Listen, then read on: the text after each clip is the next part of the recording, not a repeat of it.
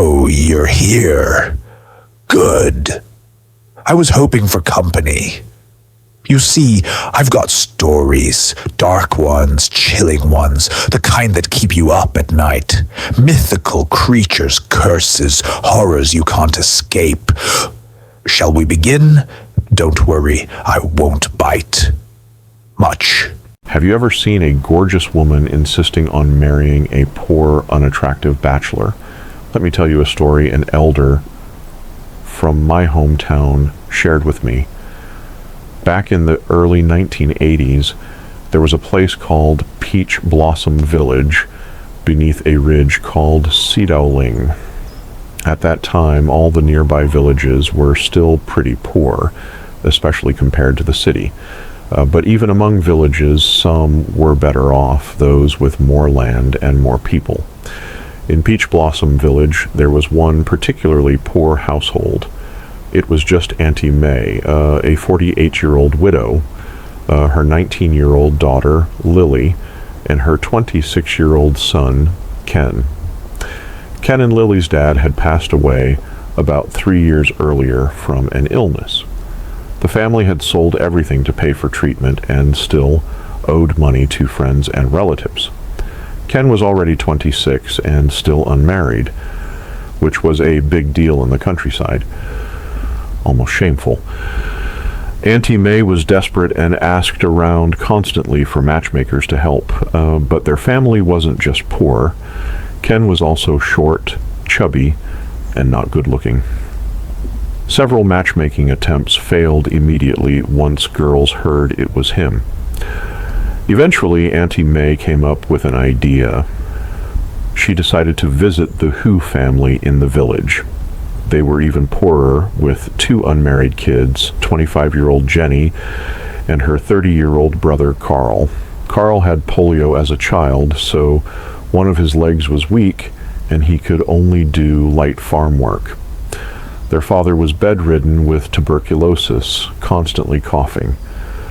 Life was tough for them, but here's the twist. Jenny was stunningly beautiful. Everyone in the surrounding villages knew she was the prettiest girl around.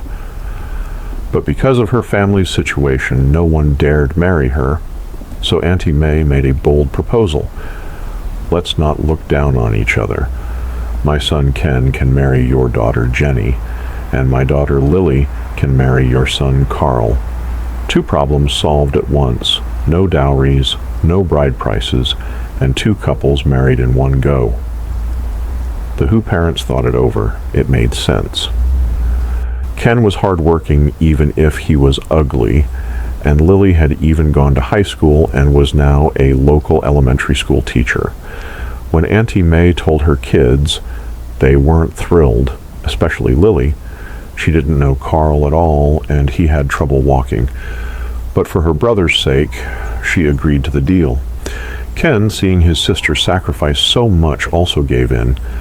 Jenny, however, was furious. Ken's too ugly, she said. Why am I cursed with this life? But she couldn't win against her parents, and she did want Carl to have a good wife like Lily, so she grudgingly agreed. The whole village was shocked when the news got out, but the weddings were quickly arranged. In rural areas, neighbors pitch in to cook and help out, so the weddings were lively and cheerful. That night, after all the guests left, Auntie May started cleaning up. She told Ken, "It's your wedding night, go be with your wife," and pushed him into the room. Ken shyly went inside, expecting Jenny to be sitting there with her bridal veil on. Instead, she was already in casual clothes, glaring at him. "What's wrong?" he asked nervously.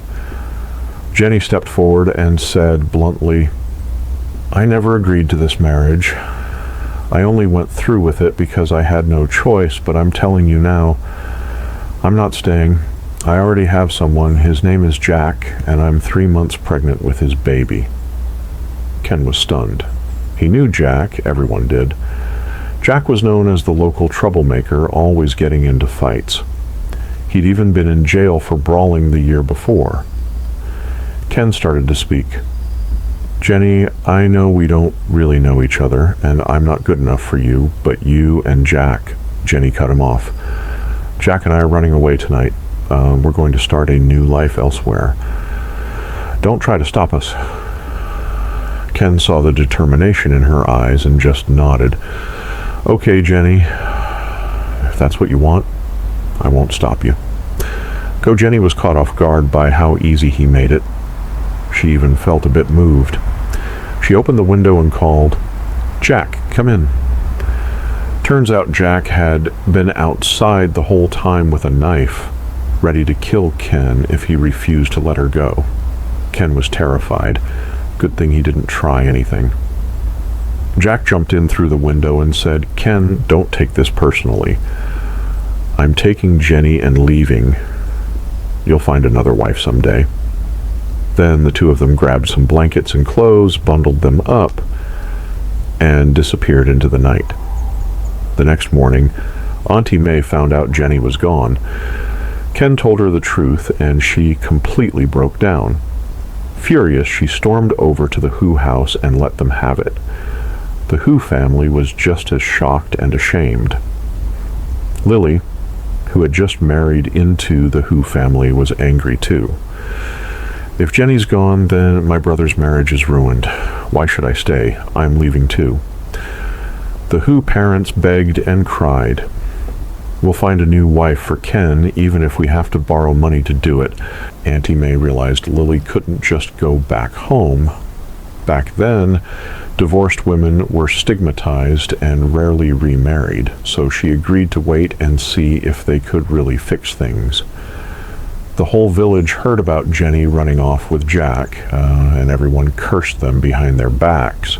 Oddly enough, everyone started helping Ken find a new wife. He didn't really want to rush into another marriage with a stranger, but seeing how much it meant to his mother, he stayed quiet. Eventually, the Who family found a girl from another village who was willing to marry Ken. For 2,000 yuan and a cow, that was a huge sum back then, the Who family scraped together their savings and borrowed from friends who sympathized with them after what happened with Jenny. That night, Auntie May handed Ken the 2,000 yuan and told him to go confirm the engagement the next morning. But in the middle of the night, someone knocked on Ken's door. He opened it, and there stood Jenny, her belly clearly showing. She came in crying. "Ken, I've got nowhere else to go. I know you're a good man. Can you help me?" "What happened?" Ken asked. Jenny explained. After they ran away, Jack got a job at a construction site, but his temper hadn't changed. He got into a bad fight and was now in the hospital needing emergency surgery. The hospital demanded a 2,000 yuan deposit, and they only had a little over 100. Ken sighed. "Jenny, are you and I cursed or something? Yesterday I didn't have a penny, and today you show up right when I have exactly 2,000. Jenny was stunned. "Where'd you get that money?" Ken told her it was borrowed by her family to pay the bride price for his next engagement. Jenny felt terrible, but Ken handed her the money. "Take it.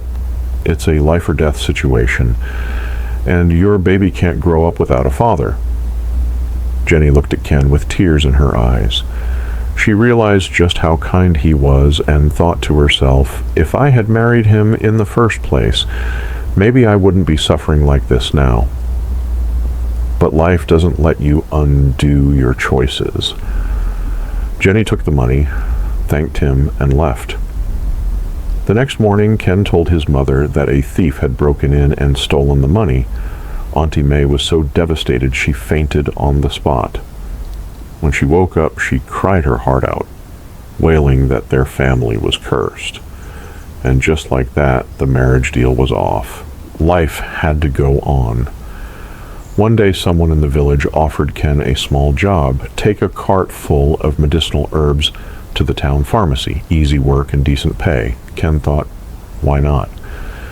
So he hitched up the cart and set off. Everything went smoothly. He made the delivery and headed back. On his way home, he spotted a disheveled woman by the roadside. She rushed up to his cart and said, "Sir, please help me. I was kidnapped and beaten. I managed to escape, but I haven't eaten in days. Can you spare me some food?" And she broke down in tears. Ken was startled, but quickly said, "Hop on. I'll take you to my house and get you something to eat." The woman climbed onto the cart. When they got to Ken's home, Auntie May was out working in the fields. The woman sat in the courtyard, drinking water and scarfing down some food.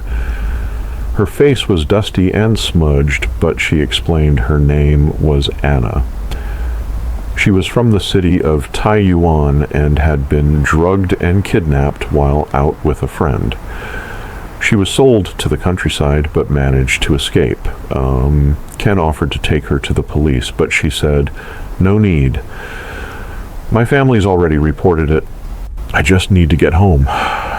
Ken nodded and even gave her some travel money. Anna thanked him over and over before leaving. About 2 weeks later, a visitor came to the Ma house. It was Anna again, but now she looked completely different. She was clean, well-dressed in a turtleneck and jeans, hair tied back neatly. Definitely a city girl. She looked fresh, stylish, slim, and pretty. Ken and Auntie May were both stunned. "Whose daughter is this?" Auntie May asked. Anna quickly said, "Auntie, I'm back to see Ken. He saved me 2 weeks ago when I was starving and desperate. I knew then he's a good man. I've decided I want to marry him." Ken and his mom were speechless. Ken said, "I didn't help you expecting anything in return. You don't need to marry me." Anna smiled gently. "It wasn't just help, it was saving my life. Since I got back home, things haven't been easy. People judge me for being kidnapped.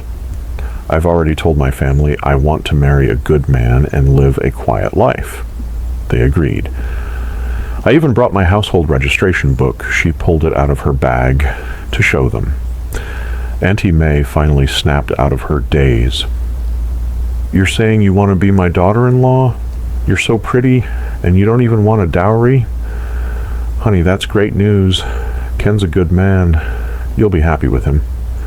Truth be told, Ken liked her too.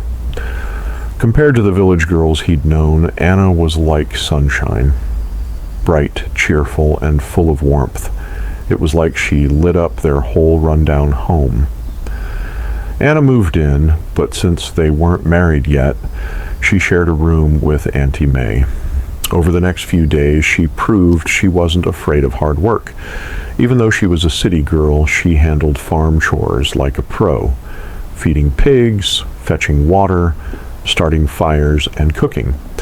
Auntie May and Ken liked her more and more by the day. Eventually, Anna said she needed to call her family to work out the wedding details. Ken was excited. He walked with her to the village office to make the call. But during the call, Anna suddenly looked panicked and started crying. "What's wrong?" Ken asked. "My mom had a stroke yesterday and is in the hospital. They need 2,000 yuan for a deposit. I don't know what to do," she sobbed. Just then, another woman came rushing in. It was Jenny, the runaway bride. She had seen the stranger around Ken's house and had followed them to the phone booth out of curiosity. She overheard everything Anna said. Ken saw her and asked, "Jenny, what are you doing here?" Jenny looked at the two of them, already piecing the story together. She said, "Ken, I came to return the 2,000 yuan I borrowed from you." Ken was thrilled. "Perfect timing. I can give it to Anna for her mom's hospital deposit." But Jenny grabbed him and pulled him aside.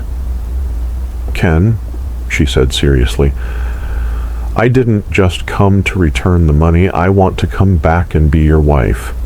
After I left, Jack died before I could even get the money to him. I lost the baby from all the stress and travel. But through all that, I realized you're the man I should have married. I was your wife to begin with." Ken stepped back. "Jenny, I can't. I'm about to marry someone else." it's too late. Anna sensed something was off and came over. "Who are you? Why are you clinging to my fiancé like that?" The two women started arguing. Jenny stood her ground.